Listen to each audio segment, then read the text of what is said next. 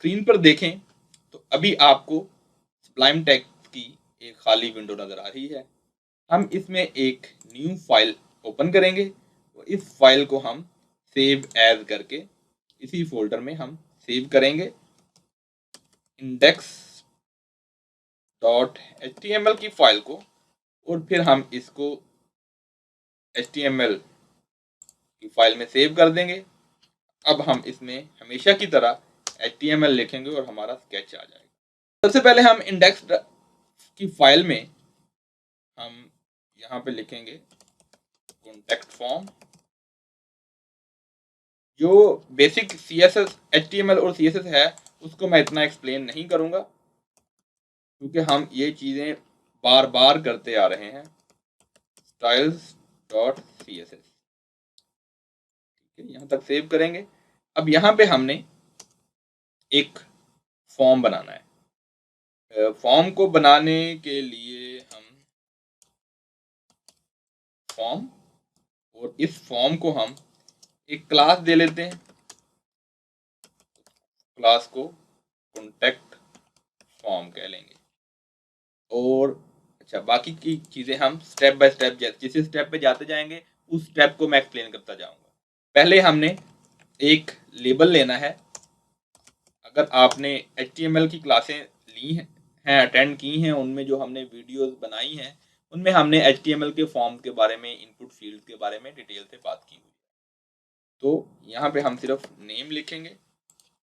उसके बाद हम इनपुट टाइप, हमारी ये टेक्स्ट है और इसका नेम हमारा नेम है।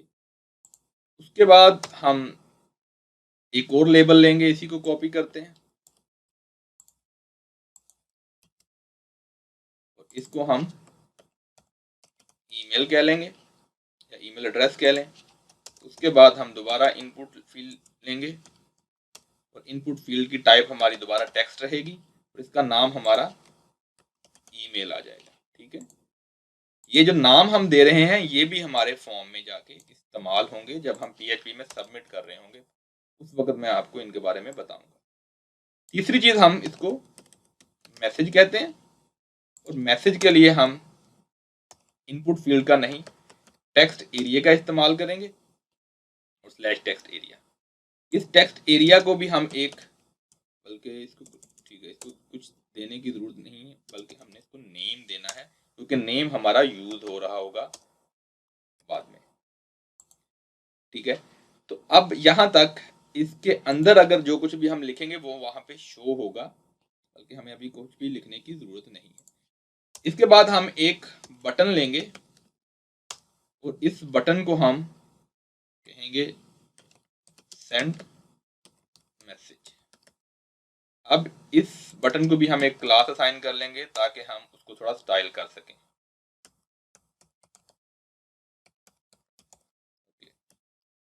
यहाँ तक तो हमारा सिंपल काम, हमने एक फॉर्म बनाया है, उस फॉर्म को हमने इनपुट फील्ड्स और टेक्स्ट एरिया और बटन ऐड किया है।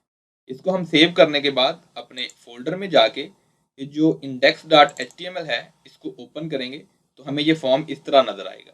हम इसकी थोड़ी सी CSS की फाइल में जाके स्टाइलिंग कर लेते हैं